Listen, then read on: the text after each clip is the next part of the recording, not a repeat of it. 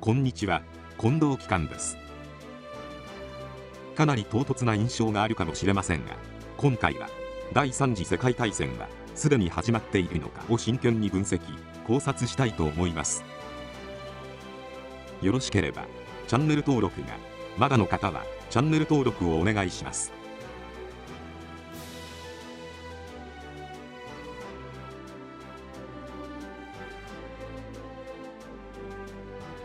第3次世界大戦はすでに始まっているのか。この問いは一見すると非常に大げさに聞こえるかもしれません。しかし現在の世界情勢を冷静に見れば、この問いを単なる煽りとして片付けることはできません。ロシアによるウクライナ侵攻はヨーロッパの安全保障秩序を根底から揺るがしました。中東ではイランを中心とした対立が激化し、イスラエル、米国、湾岸諸国を巻き込む大規模な戦争へ発展する可能性が高まっています。さらにアジアでは台湾有事の危険性が高まり、中国、米国、日本、台湾を中心とした軍事的緊張が続いています。これらは一見するとそれぞれ別々の地域で起きている戦争や危機に見えます。しかし本当にそうでしょうか。ウクライナ戦争ではロシアを中国、イラン、北朝鮮が支えています。中東ではイランがイスラエルと米国に対抗し、その背後にはロシアや中国との戦略的連携が存在しています。台湾有事においても中国は単独で動くのではなく、ロシア、北朝鮮、イランなどの動きと連動する可能性があります。つまり現在の世界では戦争が一つの地域だけで完結しなくなっているのです。軍事、エネルギー、食料、半導体、海上交通路、通貨、金融、情報空間、サイバー空間が全て結びつき、一つの危機が別の危機を呼び込む構造になっています。かつての世界大戦は宣戦布告と大規模な軍事衝突によって始まりました。しかし現代の世界大戦は必ずしもそのような形で始まるとは限りません。代理戦争、経済制裁、関税戦争、サイバー攻撃、海上封鎖、情報戦、資源戦争が同時に進行し、世界全体が少しずつ戦時体制へ移行していく可能性があります。そう考えた時、第3次世界大戦とはある日突然始まるものではなく、気づいた時にはすでに始まっているものなのかもしれません。そしてその中心にあるのが米国を中心とする海洋国家陣営と中国、ロシア、イランを中心とする大陸国家陣営の対立です。この対立は単なる領土争いや地域紛争ではありません。世界の秩序を誰が決めるのか、海上交通路を誰が支配するのか、エネルギーと資源を誰が握るのか、そして日本はその中でどちら側に立ち、どのように生き残るのか。これが今私たちに突きつけられている問題です。今回の近藤紀官レポートでは、イラン戦争を起点として現在の世界情勢が第3次世界大戦の始まりと言えるのかを考察していきます。まず第1章では、米国とイスラエルによるイラン攻撃がなぜ想定以上に大きな代償を生む可能性があるのかを見ていきます。ただし現在情勢には重要な変化が生じています。イランは米国の和平案を受け入れる方向に傾き、60日間の停戦延長、ホルムズ海峡の航行再開、機雷除去、原油輸出制限の緩和、そして核開発計画の抑制交渉を含む合意に近づいていると報じられています。これは第3次世界大戦の即時発火が一度先送りされた可能性を意味します。しかしそれは平和が戻ったという意味ではありません。むしろ世界は60日間の猶予を得たに過ぎません。この60日間で米国、イラン、イスラエル、ロシア、中国、湾岸諸国は次の手を準備します。本項では第3次世界大戦がすでに全面発火したと断定するのではなく、発火点が一度先送りされた構造的危機として考えていきます。まず考えるべきは、なぜ米国が再び力による秩序維持に戻ったのかという点です。冷戦終結後の世界では、米国中心の国際秩序がある程度は当然のものとして存在していました。自由貿易、ドル決済、海上交通路の安全、国際機関を通じた制裁、そして米軍による抑止、これらが組み合わさることで、世界は不完全ながらも米国中心の秩序の中で動いてきました。しかしコロナパンデミック以降、その前提は大きく崩れ始めました。各国は自国優先に傾き、サプライチェーンは分断され、エネルギーと食料の安全保障が国家戦略の中心に戻ってきました。さらにロシアによるウクライナ侵攻は、戦後秩序がもはや絶対ではないことを世界に示しました。国境は力で変更されうる。核保有国であれば国際社会の制裁を受けても戦争を継続できる。そして国連安全保障理事会は、常任理事国が当事者になった瞬間、十分に機能しなくなる。この現実を見た各国は、国際法や国際機関だけでは秩序を守れないと考え始めました。その中で米国もまた、従来の外交、制裁、国際機関による圧力だけでは秩序を維持できないと判断した可能性があります。ベネズエラ侵攻とイラン攻撃は、国際法上大きな問題を含む行動です。主権国家に対する軍事行動であり、国際条約違反とみなされる可能性も高いでしょう。しかし米国はそれでも踏み切りました。なぜなら米国から見れば、既存の国際秩序を利用しながら、その秩序を内側から破壊する国家や勢力をもはや放置できない段階に入ったからです。ここで重要なのは、ロシアによるウクライナ侵攻と米国の軍事行動を同じものとして見るべきではないという点です。ロシアのウクライナ侵攻は、他国領土を奪い自国の勢力圏を拡大するための侵略です。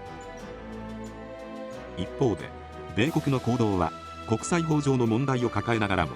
米国中心の秩序を維持するための強制力として行われている側面があります。もちろんだから正当化されるという話ではありません。国際法を守る側が国際法を破って秩序を守ろうとする。ここに現在の国際秩序の深刻な矛盾があります。米国は国際法を守るだけでは秩序を守れないと考え始めた。しかし国際法を破れば、米国自身が秩序の正当性を傷つける。この矛盾こそが現在の世界が危険な段階に入っている証拠です。イランに対する攻撃もこの文脈で見る必要があります。イランは長年にわたり核開発、弾道ミサイル、新イラン勢力への支援を通じて中東秩序に対する挑戦を続けてきました。国連制裁や各国の経済制裁が行われてきましたが、イランの体制そのものを止めるには至りませんでした。米国から見れば制裁は効いているが決定打にはならない。外交交渉は続いているが時間稼ぎに使われる。その間に核開発とミサイル戦力が進み、イスラエルや湾岸諸国への脅威は増していく。この状況で米国は力による秩序維持へと戻ったのです。それは米国が突然好戦的になったというよりも、既存の秩序維持手段が限界に達した結果と見るべきです。ただし力による秩序維持には大きな危険があります。一度軍事力によって秩序を正すという選択をすれば、相手もまた軍事力で対抗します。そして第三国はその隙を見て別の地域で動き始めます。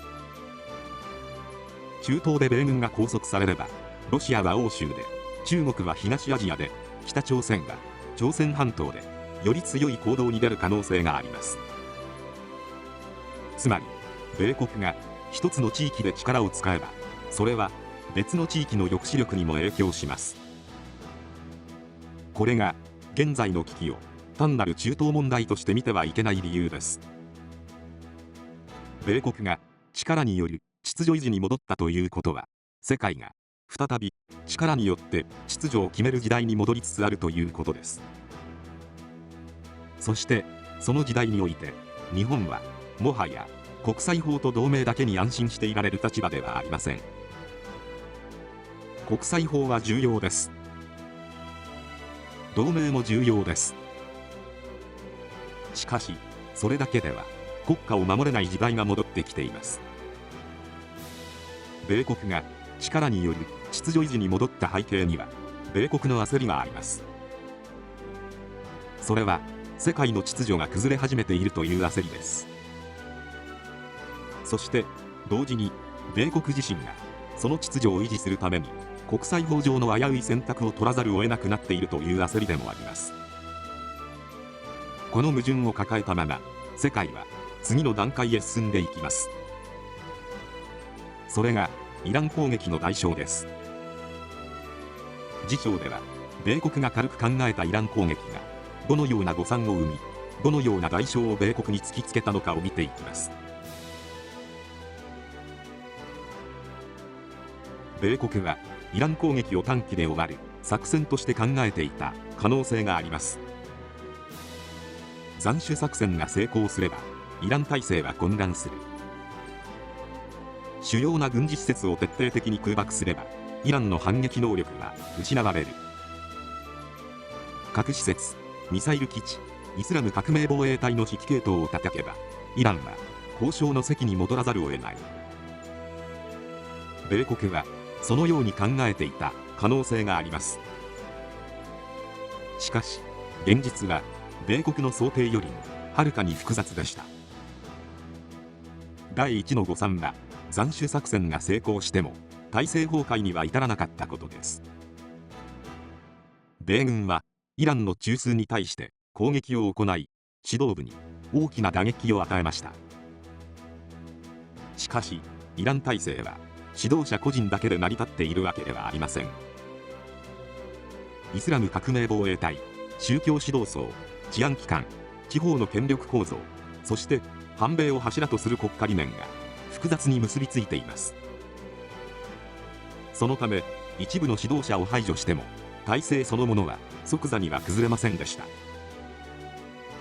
第2の誤算は、斬首作戦を継続してもイランの抵抗意志が折れなかったことです。米軍は新たな指導者や軍事中枢への攻撃を続けました。しかしそれでもイランは降伏せず、むしろホルムズ海峡の封鎖や湾岸諸国への攻撃に踏み切りました。これにより戦争はイラン国内だけで完結するものではなくなりました。湾岸諸国の石油施設、港湾、米軍基地、海上交通路が脅威にさらされ、原油価格は暴騰しました。米国内ではイラン戦争を早く終わらせるべきだという世論が強まり始めました。この段階で米国は湾岸諸国にも被害が出たことを受け、部隊の増派を発表します。空母打撃軍1個、水陸両用準備軍2個、戦闘機部隊、A10攻撃機部隊、サードを含む防空ミサイル部隊などが追加投入されました。これは米国が優勢を確保するための増派であると同時に、当初想定よりも戦争が拡大したことを示す動きでもありました。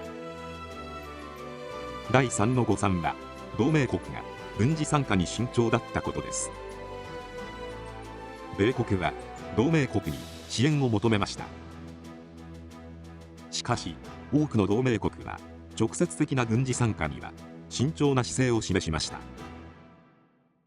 各国にとってイラン戦争への参加は、中東における自国民、自国企業、エネルギー供給、国内世論を危険にさらす判断になります。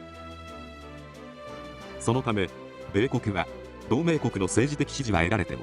十分な軍事参加を得られないという現実に直面しました。米国トランプ大統領は激しく非難しています。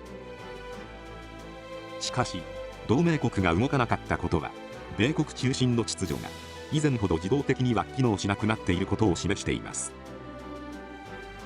第4の誤算は、激しい空爆を繰り返してもイラン軍とイスラム革命防衛隊の戦力が地下に温存されていたことです。米軍は航空優勢を確保し、イラン各地の軍事施設を攻撃しました。しかしイランは長年にわたり地下施設、分散配置、移動式発射機、トンネル網を整備してきました。そのため地上に見える施設を破壊しても戦力の全てを無力化することはできませんでした。特に弾道ミサイル、無人機、機雷、対艦兵器、特殊部隊、親イラン勢力との連携は完全に破壊することが困難です。米国は空から叩けばイランの攻撃力を失わせられると考えていたかもしれません。しかし実際にはイランは地下に戦力を温存し、反撃の機会を待っていました。この戦争の流れを変えたのは米国によるイランの海上封鎖です。米国がイランの海上輸送を封鎖したことで、イランは原油輸出、武器輸送、物資調達に大きな制約を受けることになりました。これにより戦争の主導権は再び米国側に傾き始めました。イランは軍事的には抵抗を続けられても、経済的には長期戦に耐える負担が増していきます。そして現在の停戦状態はこの米国の海上封鎖によってイランが追い込まれた結果でもあります。その結果、イランは60日間の停戦延長、ホルムズ海峡の航行再開、機雷除去、原油輸出制限の緩和、そして核開発計画の抑制交渉を含む合意に傾いたとみられます。つまり米国の海上封鎖はイランを完全に屈服させたわけではありませんが、交渉の席へ引き戻す圧力として機能した可能性があります。つまり米国は当初の斬首作戦や空爆だけではイランを屈服させられませんでした。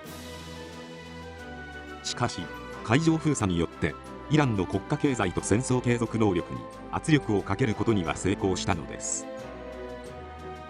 ここに米国の誤算と修正があります。米国は最初イランを軽く考えていました。斬首すれば終わる、空爆すれば攻撃力はなくなる、同盟国は当然ついてくる、イラン軍は短期間で機能不全に陥る。しかし実際には体制は崩れず、戦争は湾岸地域へ拡大し、同盟国は慎重になり、イラン軍は地下に戦力を温存していました。その結果、米国は増派と海上封鎖によってようやく有利な状態を作り出すことになりました。この代償は小さくありません。米国は軍事的には強大ですが、複数正面で同時に危機が起きればその力は分散します。中東に空母、戦闘機、防空部隊、海兵隊を追加投入すれば、その分だけ他の地域への即応余力は低下します。そしてこの米国の消耗を別の勢力は冷静に見ています。次章ではこの危機を海洋国家と大陸国家の対立という構造から見ていきます。イラン戦争を単なる中東の地域紛争として見ると、現在の世界情勢を見誤ります。この戦争の背後には海洋国家と大陸国家の対立というより大きな地政学的構造があります。海洋国家とは海上交通路、自由貿易、港湾、金融、通貨、同盟網によって国力を維持する国家です。米国、英国、日本、オーストラリア、そして多くの欧州諸国はこの海洋秩序の中で繁栄してきました。特に米国は第二次世界大戦後、世界の海を管理することで国際秩序の中心に立ちました。ドル決済、海上交通路の保護、空母打撃群による抑止、同盟国への安全保障提供、これらは全て米国中心のシーパワー秩序を支える柱です。一方で大陸国家は陸上の勢力圏、資源地帯、緩衝地帯、陸路の補給線、周辺国への政治的影響力を重視します。ロシア、中国、イランはそれぞれ異なる歴史と体制を持ちながらも、米国中心の海洋秩序に対して強い警戒心を持っています。ロシアにとって NATO の東方拡大は自国の緩衝地帯を失う動きに見えます。中国にとって台湾海峡、南シナ海、第一列島線は自国の海洋進出を封じ込める壁に見えます。イランにとってペルシャ湾、ホルムズ海峡、米軍基地網は自国を包囲する海洋国家の圧力に見えます。つまりロシア、中国、イランはそれぞれ別の地域で米国中心の秩序と対立しているように見えますが、構造的には同じ問題を抱えています。それは米国が海を抑え、同盟網を通じて大陸国家の外縁部に圧力をかけているという問題です。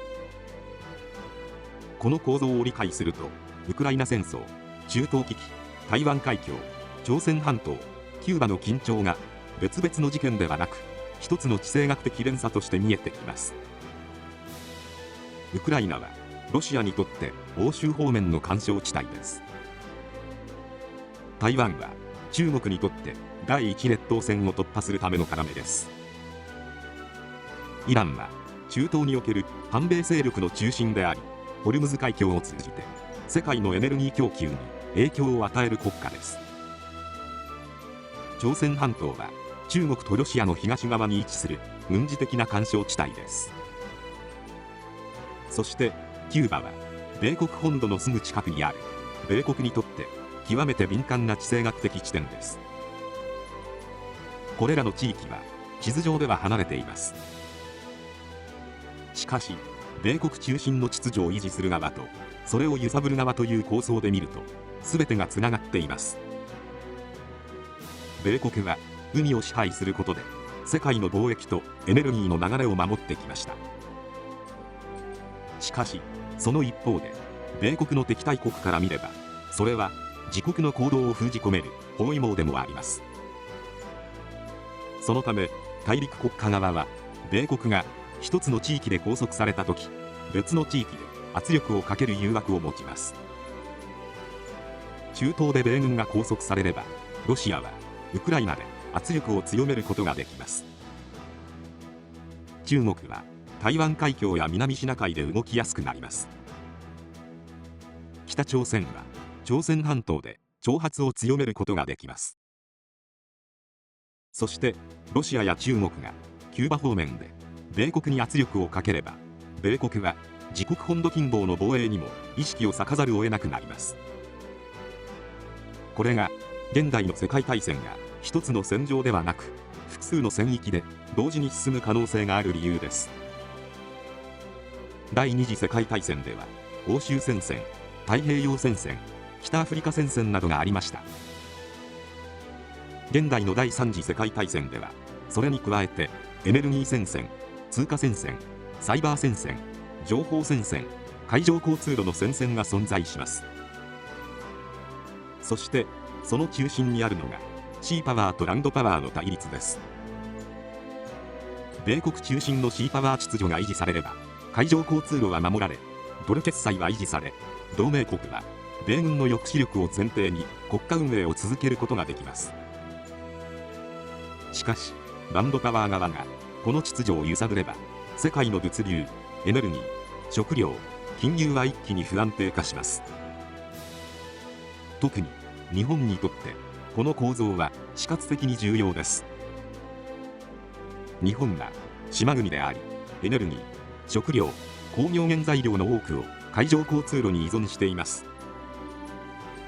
中東の原油、東南アジアの資源、台湾海峡周辺の物流、太平洋の航路、これらが不安定化すれば、日本の産業と生活は直接影響を受けます。つまり日本は単に米国の同盟国だから、この対立に巻き込まれるのではありません。日本自身が海洋秩序の上に成り立つ国家だからこそ、この対立から逃れることができないのです。そしてここで重要なのは、ロシア、中国、イランが完全に一枚岩である必要はないという点です。彼らは同じ価値観を共有しているわけではありません。互いに不信感もあり、利害の違いもあります。しかし米国中心の秩序を弱体化させたいという一点では利害が重なります。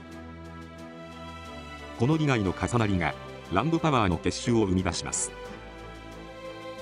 次章ではこのランドパワーの結集がなぜウクライナ、中東、台湾、朝鮮半島、キューバを一つの構造でつなげるのかを見ていきます。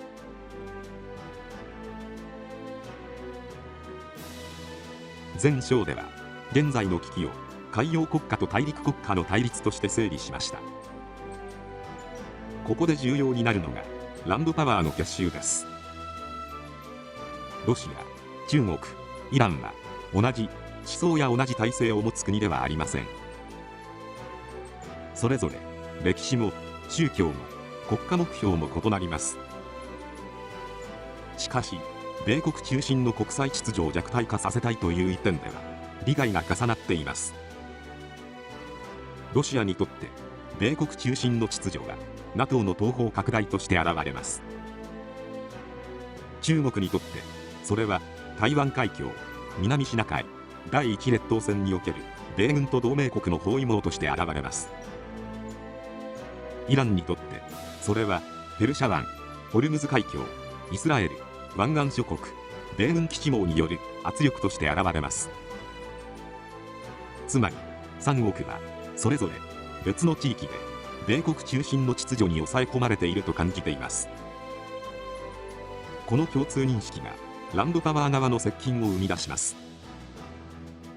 ただしこれは正式な軍事同盟とは限りません。むしろ現代の結集はもっと曖昧でもっと柔軟な形をとります。外交的支援、経済制裁の迂回、エネルギー取引、武器や部品の供給、情報共有、国際機関での相互擁護、そして別の地域で緊張を高めることによる米国戦力の分散。これらが積み重なることで明文化された同盟ではなくても実質的な反米連携が形成されていきます。この構造で見るとウクライナ、中東、台湾、朝鮮半島、キューバは別々の危機ではありません。それぞれが米国の対応能力を試す戦域です。ウクライナでロシアが戦争を続ければ米国と欧州は軍事支援、弾薬供給、経済制裁、外交調整に力を割かれます。中東でイラン戦争が再燃すれば米国は空母、戦闘機、防空部隊、海兵隊、補給能力を投入せざるを得ません。台湾海峡で中国が圧力を高めれば米国は西太平洋の戦力を増強し、日本、台湾、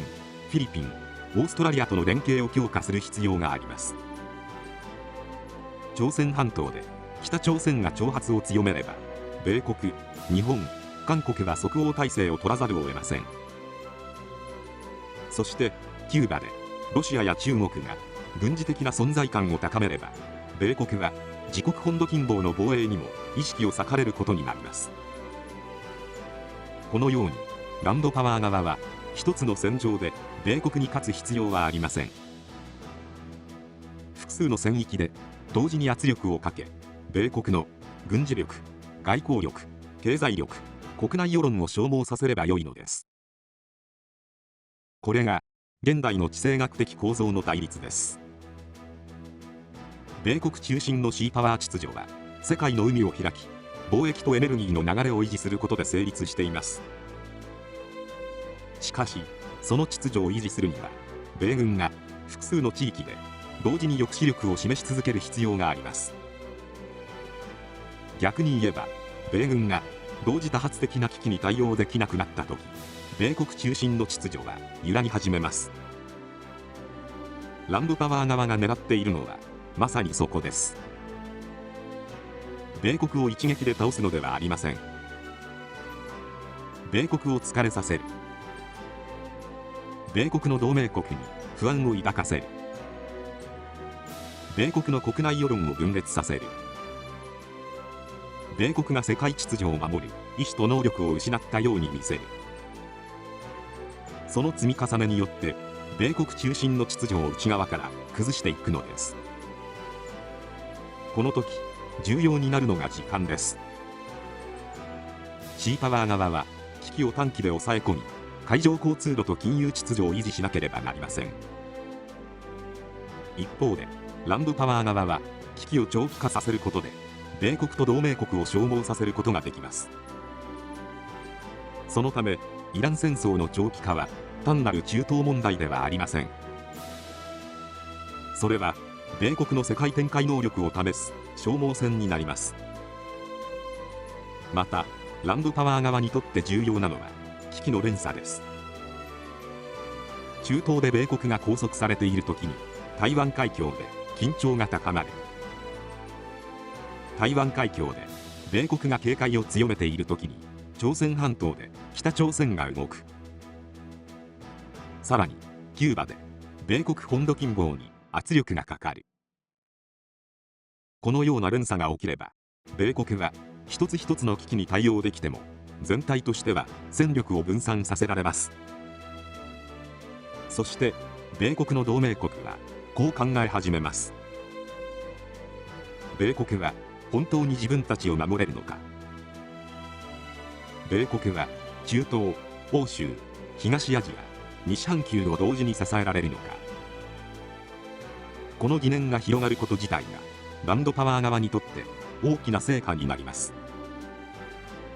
なぜなら同盟とは軍事力だけでなく信頼によって成り立つからです。米国への信頼が揺らげば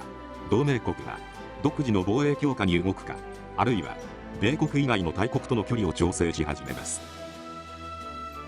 その時米国中心の秩序は見えないところから崩れ始めます。この構造を理解しなければ現在の危機を正しく読むことはできません。イラン戦争は中東だけの問題ではありません。ウクライナ戦争は欧州だけの問題ではありません。台湾海峡は東アジアだけの問題ではありません。それらは全て米国中心の秩序を維持する側とそれを消耗させる側の構想的対立の中にあります。ただしここで注意すべきことがあります。